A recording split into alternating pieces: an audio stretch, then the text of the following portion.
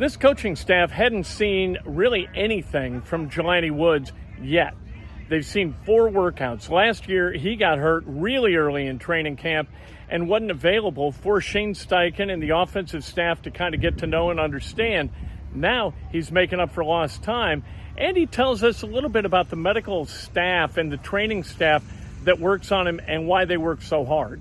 I say one thing, it's a blessing, man. Like, I was joking with some of the guys earlier. I was like, man, it's a milestone for me because last year I didn't really get to this point. So, I'm just happy, just taking it a play, minute, second at a time, just enjoying the moment, and just trying to do what I can do on the field, honestly.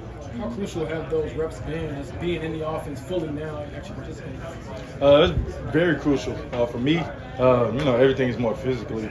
At this point, mentally, I kind of understand the offense and everything like that. So, just physically getting back into, blocking, running routes, and, just be a valuable option for the offense, honestly. Have they, challenged you guys as a room at all this year to, just not to say, you guys haven't performed, but, to get to that next level as a group? Do you feel like they've challenged you? They haven't, actually said it, right. But you can feel it anyway because, we got a really good room. And, we all can make plays in our, individual ways. So you just kind of, we put it on ourselves to be the, room that can step up or, do whatever we have to do to, show that we can be a valuable option for the offense as well. So, we're just trying to, do what we do in any way possible. So, and you agree, it does feel like there's a lot of potential. Oh, right? Definitely. But that's not enough, right? You got to tap into it. Yeah, we know we have it. Yeah. We just got to, like you said, take another step. And, that's what, days like today, especially in the past, kind of, coming out the jump, full speed, and kind of showing like, all right, we here, type of deal. Right. That second day of camp, you had a big play up the seam. How important was it that early in camp to get that kind of first big play under your belt? It was real important. Like I said, missing good time, and then when you are, OTA is a little different than training camp. Training camp more kind of pressure, more anticipation on things. So kind of being able to make plays, is something that you want to do, especially now, when it's kind of in that crunch time type of feel. So it was definitely important, for me to, start out early trying to make plays and then, just build off of that. What's the balance of going into year 3, pressure going into year 3, but also knowing I still, have to give myself a little grace with something? Honestly, for me, I don't really think about that. No matter what year it is, I kind of still start over each year and try to build myself up.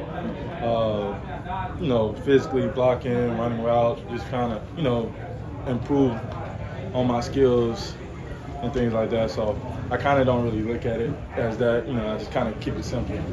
Jelani, Josh Downs seems a lot more comfortable. Seems like he's having fun out there. How have you seen his improvement and growth from year 1 to year 2? For me, I feel like he's very relaxed, as in, he knows the offense. Him and AR has a really good connection, so I feel like, I think he knows what AR really wants, and that's something that's, in the back of his mind on most every play, honestly. So I feel like that's one thing he's going to be really good at is, being a very valuable option for him. Out of curiosity, What's been your impression of A.D. Mitchell so far? He's fire. I say he's dominating. He allows us to compete.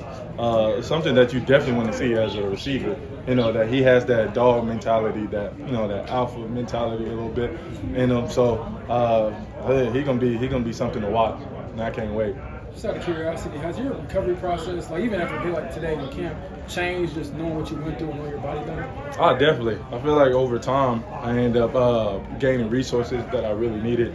And, having them, working with them the past kind of year definitely helped me. And, just them teaching me things I never even knew about my body and kind of, diving deep into that.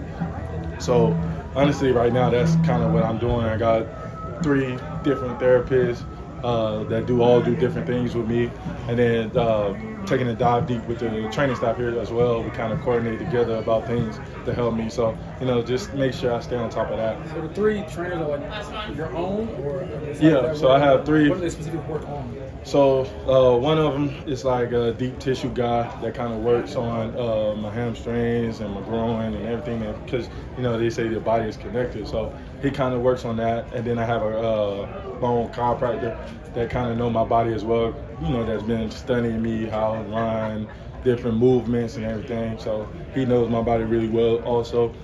And then I have a therapist here, and he pretty much doubled down on both of those kind of put together. So honestly, it's just the resources that I need.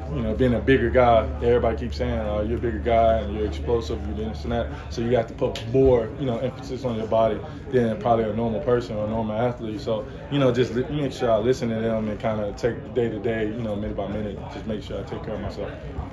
Thanks, Jelani. Jelani Woods, what a good guy. If you can't root for him, you can't root for anybody, right? Hopefully he's able to play. Hopefully that skill set, that size, that explosiveness is going to be a weapon for the Colts. That tight end room has got to produce this year, despite the fact that they got like 6 guys who can play some, but they're all a little bit twisted, right? They're all a little wired in a way that they don't have all of the technique. They don't have all of the skill set that you need to be an elite level tight end.